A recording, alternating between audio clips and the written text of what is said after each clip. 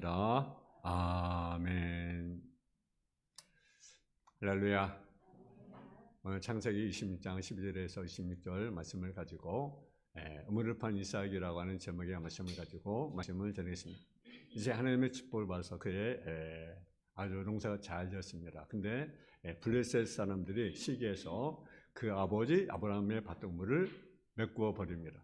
그러나 실망하지 않고 이삭은 그레레 가서 다시 아버지 아브라함의 밭 우물을 다시 파고 새롭게 시작을 합니다. 그러나 얼마 안 가서 이를 시기한 그라는 목자들과 다툼이 일어나고 이삭은 두 번이나 장소 옮기면서 우물을 다시 파서 새롭게 시작을 합니다. 사단은 하나님의 백성들에게 하나님의 역사가 나타나는 것을요 무척 싫어합니다. 그래서 우리 영혼이 불순물을 섞어서 하나님의 역사를 차단해 버리게 되죠. 성경에 보면요 싸움에 관한 이야기 참 많이 있어요. 예를 들어 나라와 나라끼리의 싸움, 또 민족끼리의 그 싸움, 또 개인과 개인과의 그 싸움과 갈등이 가는 얘기가 가득 찹니다. 문제는 이 싸움을 어떻게 이겨내느냐라는 거죠. 또 참다운 승리가 무엇인가라는 거죠. 성경 참다운 승리의 요소를 세 가지로 말합니다. 이것을 참된 승리의 요소라고 볼 수가 있는 하나는 미워하나 원망하지 않는 겁니다. 증오는요 자기를 파괴합니다. 예를 들면 어떤 사건이 발생했습니다. 그 사건을 처리해야 하고 해결해야 하는 어려움이 있는데 거기 미움까지 겹치면 이것은 이중의 고통이 됩니다. 미움이 붙들리면 붙들릴수록 우리는 더욱더 자유를 얻지 못하고 그 문제에서 해결받지 못하게 됩니다. 그런 가운데로 지혜도 능력도 마비되고 인내심도 바닥을 드러내게 됩니다. 사람은 미운 마음이 가득할 때 가장 약해집니다. 그러므로 미움이 있으면 결코 승리할 수가 없습니다.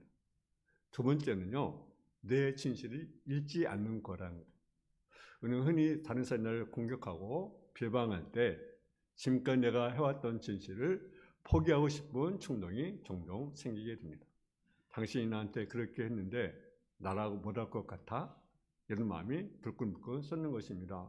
또한 알아주지 않는데 왜 내가 진실해야 하는가라는 말이죠. 그래서 희위와 갈등이 살아날 때 이길 방법이 없는 것입니다. 결국은 뭡니까? 지고 마는 거죠. 상대가 어땠든 황이 어땠든 내 진실을 잃어버리지 않아야 된다라는 사실이죠. 세 번째는요, 화평을 도모하는 것입니다.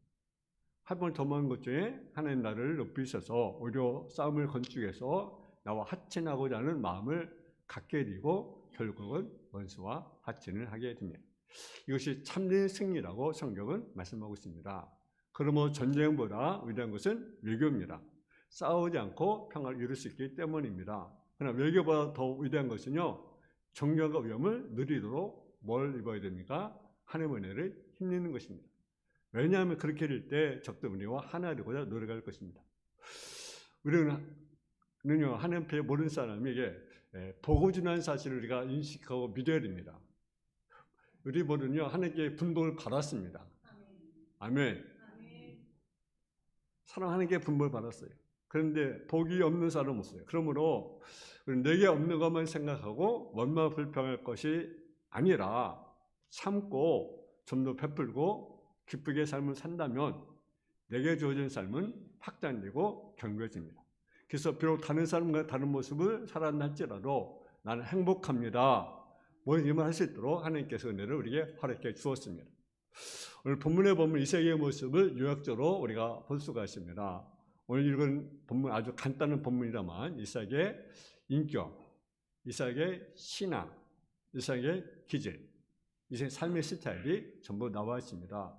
그래서 이삭을 연구할 때 가장 중요한 오늘 본문의 내용입니다. 여러분 아시는 것처럼 이삭은요 복을 받은 사람입니다. 아브라함도 복을 받았는데요. 아브라함의 복을 또 이어받은 사람이 누굽니까? 이삭이라고 하는 사람이죠. 그럼 이삭이 어떻게 그의 복을 누리고 유지되느냐 하는 것은 오늘 본문은 잘 보여줍니다. 그가 복을 받은 사람이라 해서 물론 전혀 문제가 없는 환경에서 살아간 것은 아닙니다. 그런 어려운 환경을 당하고 있었습니다. 1절에 보면 우리가 1절 한번 같이 봉독하겠습니다. 1절 말씀 시작. 아브라함 때 저흉년이 들었더니 그때 또 흉년이 들매 이삭이 그랄로 가서 브레스랑 아비멜렉에게 이르렀더니 그때 흉년이 들었습니다. 대흉년이 들었습니다. 먹을 것이 없어요.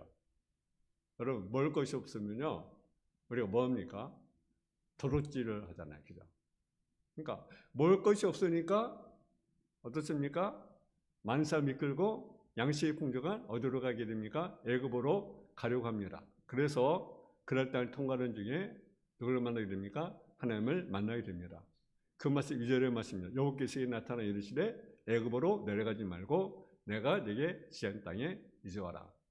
거주하라. 여러분, 양식 없는 땅에 거주하라는 거죠. 애굽에 가면 그 양식이 풍족한데 애굽으로 가지 말라라는 거예요. 내가 지지한 땅으로 가라는 거죠. 이제 하나님 말씀에 순종합니다. 그래서 그 결과가 12절에 말씀해 줍니다. 12절에 보면 이삭이 그때 농사하여 그의 100배는 얻었고 여호와께서 복을 주심으로. 다른 흉년이라는 상황입니다. 어려운 상황인데 하나님께서 그의 뭘 주었습니까? 100배의 복을 주었고, 그것이 이어지면서 본문에 말씀한 대로 그는 뭡니까? 거부가 되었습니다. 세력가로 성장하게 됩니다. 이런 과정을 통하여 이삭은요, 하나님만의 복의 근원이시라는 것을 그는 깨닫게 됩니다. 근데 또 문제가 생깁니다. 그렇게 강세해지는 것에 대해서 시기에 질투하게 된 블레셋 왕이 신하들과 더불어 백성과 더불어 이삭을 내쫓으려고 시도한 것입니다. 그래서 14절 15절에 보면 말씀하고 있습니다. 우리 한번 14절 15절 같이 봉독하겠습니다. 시작. 양과 소가 떼를 이루고 종유심이 많으므로 블레셋 사람이 그를 시기하여 그 아버지 아브라함 때에 그 아버지와 종들의 반 모든 의무를 맡고 흙으로 메웠더라. 여러분, 그래서 이삭을 우물을 메우고 떠나라고 재촉합니다. 팔레스틴 우물이라고 하는 것은 우리가 생각하는 작은 우물의 개념이 아닙니다. 100m 이상을 파야만 물의 근원을 만날 수도 있습니다. 또 판다고 나오는 것도 아닙니다. 그러니까 물이 있는 것을 우리가 알아도 거기 또 파야 돼요. 근데 어디에 물이 날지 모르잖아요. 또 알았어도 그걸 100m 판에 쉬운 일입니까? 요즘 같은 날도 아니고 아주 귀한 거죠. 그렇게 깊이 땅을 파려면 엄청난 노력이 필요하고 물을 찾은 다음에 다음 또 무너지지 않도록 잘 쌓아야 하는 엄청난 공사가 필요한 것이 우물공사입니다. 그래서 힘이 없는 사람은 우물을 판다는 것은요, 꿈도 꿀 수가 없는 거죠. 또 하나 건조한 주방에서 물을 찾는 것은요, 확인하는 방법도 어렵습니다. 다시 말하면 물건을 찾는 것도 어렵고, 그렇기 때문에 물 하나하나 가져온다는 것은요, 엄청난 권력을 의미합니다. 반대로 물을 뺏기길 때는요, 자기와 또 그랬다는 사람들, 또 짐승까지 생명을 발달하는 그렇게 소중한 것이 뭡니까? 우물입니다. 근데 이롭고 대책도 없이 거기 있는 사람이 다 들고 이삭을 나가라는 거죠. 그래서 실제로 보면 이삭이 아비멜렉 이삭이 이르되 네가 우리로 크게 강수한지 우리를 떠나가라. 왕부터 모든 백성들이 나가라는 거죠. 나가 죽으라는 거죠. 이렇게 황당한 일 어디 있습니까? 이런 여름 만에 어떻게 하겠습니까? 따질 거 아니겠어요? 따져보자. 근데 따질 줄 누가 모릅니까? 그러나 따져서 문제 해결될 것이 아니죠. 왜냐하면 이 이삭의 문제를 모르고 그대로 되는 게 아니란 말이에요. 억지를 부리고 있는 거죠. 아, 그럼 싸우자. 싸우면 됩니까? 근데 싸워서 해결될 일이 아니에요. 왜? 블레셋 사람을 다 죽일 것입니까? 죽으려 화근이고 문제만 악화시킬 뿐입니다. 그래서 이삭은 결단합니다. 깨끗하게 그 있고 삶의 기반 우물을 포기하고 그것을 떠납니다. 그리고 다시 우물을 파기 시작합니다. 그것이 18절입니다. 그 아버지 아브라함 때 봤던 우물을 다시 팠으니 이는 아브라함의 죽음 후에 블레셋 사람이 그 우물을 메웠습니다. 이는 그 우물들의 이름을 그 아버지가 부르던 이름으로 불렀더라. 다시 우물을 파기 시작합니다. 왜냐하면 블레셋 사람들 우물을 메워버렸기 때문입니다. 여러분 이상하잖아요. 물이 귀한데 왜 블레셋 사람들이 그 우물을 메웠을까요? 여러분 쓰면 자기들 좋잖아요. 근데 사용할 수가 없어요. 왜? 우물을 파게 되면요, 그 우물 누가 팠는지 알게 됩니다. 아, 저 사람이 팔아가 저 가정이 팔았구나. 다 알게 되죠. 근데 주인 없어지고 나가려 가서 우물을 씁니다. 그럼 뭐를 생각하겠습니까? 아, 전 도둑놈이 있는가? 그럴 거 생각하지 않을 거예요. 그러니까 뺏어서 쓸 수는 없는 거죠. 그래서 본문은 메웠다고 말합니다. 그러자 이렇게 메우자 이선 또다시 다른 곳에 가서 우물을 팝니다. 근데 거기까지 또 따라왔어. 20절을 보게 되면 아마 20절을 같이 한번 공독합니다. 20절 시작. 그날 목자들이 이사야의 목자와 다투어 이르되 이 물은 우리의 것이라 하매 이사야의 그 다툼으로 말미암아 그 물의 이름을 에세라 하였으며 우리 땅이다 우리의 우물이다 내놓으라고 억지 부리니까 싸웠어요. 그래서 이름 뭐랍니까? 다툼이다. 에세게라 불렀습니다. 싸움이라는 뜻입니다. 그리고 또 떠나가서 다른 곳에 얼음을 팠는데 거기서 또 따라옵니다. 그것이 22절이에요. 또 다른 우물을 팠더니 그 또 다투는 거로 이름을 신나라 하였으며 신나라는 말은 어떤 뜻이냐? 중후다, 대절한 뜻을 가지고 있어요. 그러니까 우물의 이름이 점점 원색적으로 변해갑니다. 다른 블레셋 사람들의 모습이 더욱더 포악스러워졌다는 말입니다. 그래서 또 떠나갑니다. 또 다른 곳에 가서 우물을 팠는데 만체 엄청난 물건을 발견합니다. 그래서 그것을 뭐랍니까? 누봇, 넓다, 충분하다 그런 뜻을 가지고 있습니다. 우물을 팠는데 와서 뺐으니까 또 주고 또 떠나고 또 와서 또 뺐고 또 떠나고 또 파니까 또 뺐고 또 떠나고 이것을 반복한 것입니다. 그래서 이 세계의 별명입니까? 우물 파는 사람, 양보하는 사람 바로 그것이 누굽니까? 이삭입니다. 왜 약간 우물을 죽도록 파놓고 양보가 떠나야 합니까? 그가 무기력합니까? 그랬으면 그렇습니까? 아닙니다. 싸울 힘도 있어요. 미래에서 깨닫지 못하는 것입니까? 아닙니다. 알고 있어요. 그러면서 양보합니다. 왜 바보처럼 다투고 떠내야 합니까? 예, 본문이 주는 교훈이 있습니다. 이삭이 믿고 있는 것이 뭐냐? 그냥 떠나는 게 아니죠. 복은 하나님 주신 것이다. 할렐루야. 복은 하나님께 주신 것이다. 하나님께서 부어줘야 된다라는 거죠. 선물이다. 하신 선물이 바로 복이다. 여러분, 복이란 싸워서 치고 패고 싸워서 피 흘려 쟁취하는 것이 복이 아니라는 거죠. 복은 하나님이 주시는 것이다. 선물이다. 그러므로 하나님을 믿는 사람으로서 하나님을 가려우면서 싸움 날 수는 없다. 그래서 의지하고 양보하면서 나가는 것입니다. 그러다 보니까 바보처럼 느껴지고 때로는 무능하게 느껴져요. 여러분도 뭔가 싸워야 할 때 싸우지 않고 내가 양보하고 내가 용서하면 비참해지는 것 같고 짓밟히는 것 같고 어리석어 보입니다. 한번 확 불어서 한번 딱 속 시원하게 하면 좋은데 괜히 것 같습니다. 때로는 자기 의도 잃어버릴 수 있습니다. 저거 먹으니까 뭔가 잘못된 것 아니야? 이런 소리 듣습니다. 그러나 성경은 그렇지 않다고 설명합니다. 여러분 이삭이라고 여러분 분하지 않겠습니까? 억울하지 않겠습니까? 여러분 이삭이 아무 기도를 하지 않고 우물을 팠겠습니까? 그럴 수 없는 거죠. 하나님 이 넓은 땅의 우물이 어디 있습니까? 물이 어디 있습니까? 우물을 찾게 없어서 열심히 기도하고 우물을 팠습니다. 근데 또 와서 뺐습니다. 그럼 이삭이 어떻게 하겠습니까? 하나님 이제 어디로 가야 합니까? 나의 갈고리에 가르쳐 주옵소서. 그리고 또 객지로 가는 거죠. 또 가서 어디로 물을 파야 합니까? 길을 또 팝니다. 또 쫓아옵니다. 또 어디로 가야 합니까? 그러니까 기둥이 뭐가 있습니까? 내게 물을 주소서. 내게 생수를 주옵소서. 내가 인도해 주옵소서. 어디 기도하며 물려서고 또 물건을 얻는 것입니다. 기쁘기도 하고 감사하기도 하고 저는 가장 너무나도 슬프고 분하기도 해서 하나님 앞에 나가 기도 예배를 드렸습니다. 그때 하나님께 대답이 있습니다. 24절의 말씀입니다. 우리 한번 24절을 한번 봉독하겠습니다. 시작. 그 밤에 여호와께서 그에게 나타나 이르시되 난 네 아버지 아브라함의 하나님이니 두려워하지 말라. 내 종 아브라함을 하여 내가 너와 함께 있어 내게 복을 주어 네 산을 번성하게 하리라 하시는지라. 아멘. 하나님이 괴로워하십니다.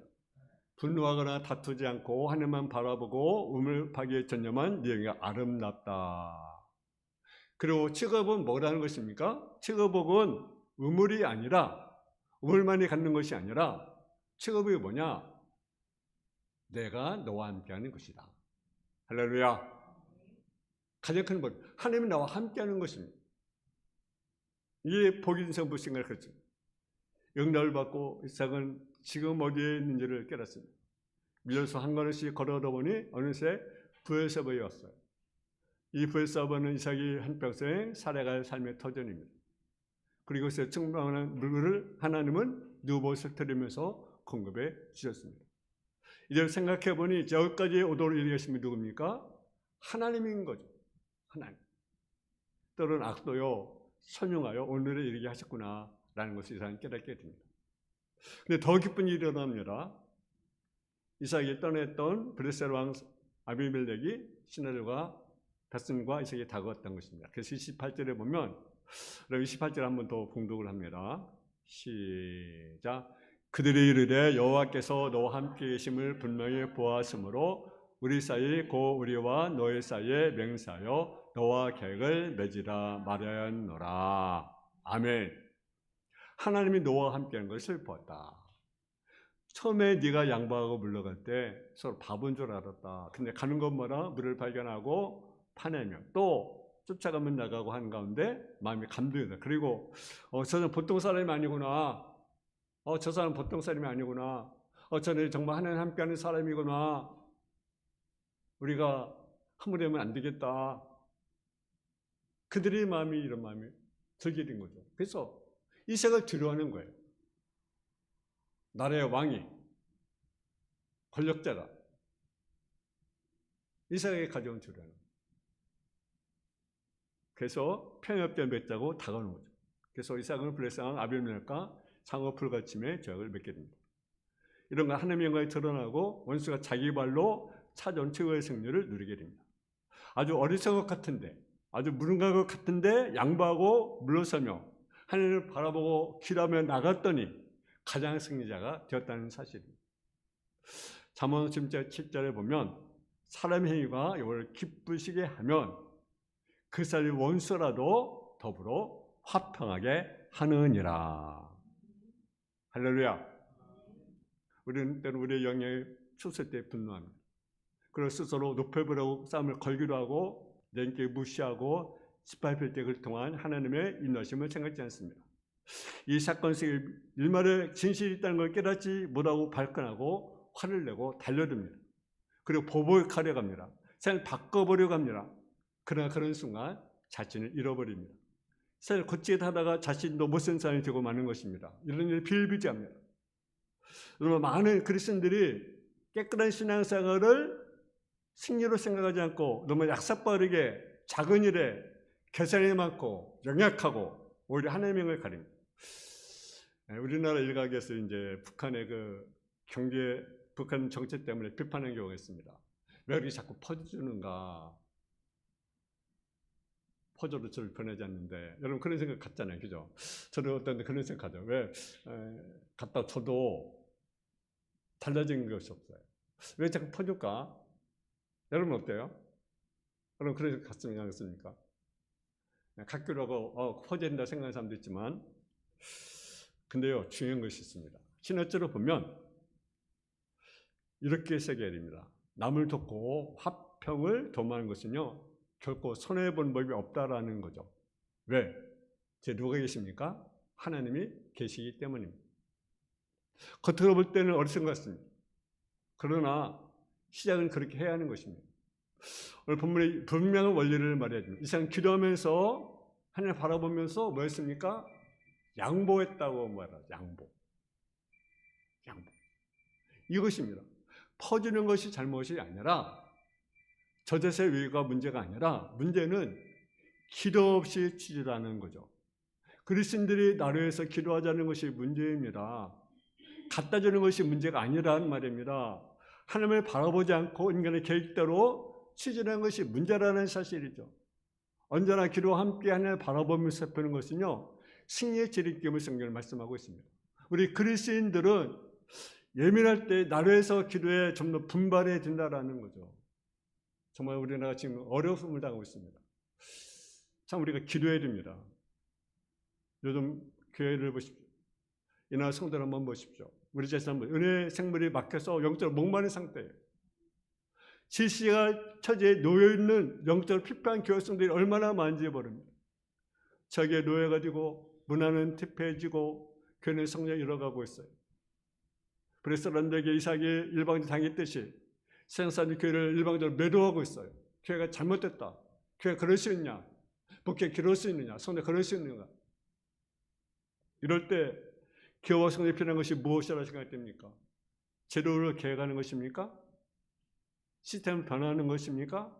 세상 나가서 제적하여 우리의 발언권을 높이는 것입니까? 그것이 결코 근본적 문제가 아니라는 거예요. 가장 소중한 것은 근본으로 돌아가는 거예요. 생을 거는 듯이 하나님께 방향을 돌리는 것입니다. 문제 해결의 원천이신 하나님을 붙들고 그분께 무릎을 꿇는 것입니다. 그래서 막강 은혜의 물결이 터지고 생활을 회복하고 그분을 만나야 되는 것입니다. 여러분 교회도 마찬가지입니다.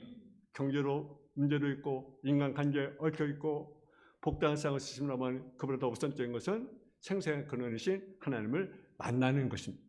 하나님 우리의 생수의 근원을 터뜨려 주옵소서.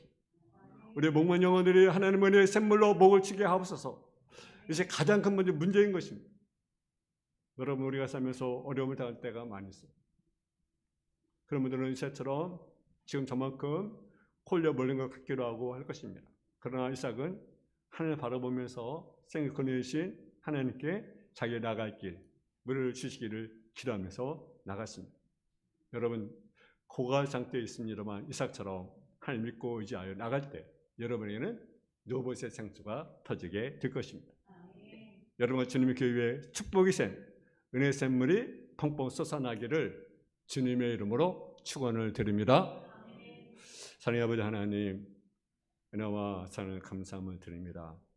이삭이 정말 어려운 가운데 있었지만 그런 어려운 가운데 하나님을 신뢰하고 하나님의 말씀에 따라 살아갔을 때 하나님께서 그에게 놀라신 은혜와 축복과 승리를 주었던 것처럼 우리가 어려운 문제 속에 우리가 살아가지만 가정과 교회 또 나 여러 가정 속에 있지만 우리가 그런 가운데 우리가 하나님을 우리가 찾고 생수의 그런 하나님의 도움을 구하고 아버지 하나님을 의지하는 삶을 우리가 살아갈 수 있도록 주여 도와 주옵소서. 환경을 바라보지 않게 하여 주시고 사람을 바라보지 않게 하여 주시고 힘있는 자를 바라보지 않게 하여 주시고 우리의 도움을 주시는 그 하나님을 의지하는 하나님을 바라보 나가는 삶의 모습이 될 수 있도록 주여 도와 주옵소서. 예수님의 이름으로 기도했습니다. 아멘.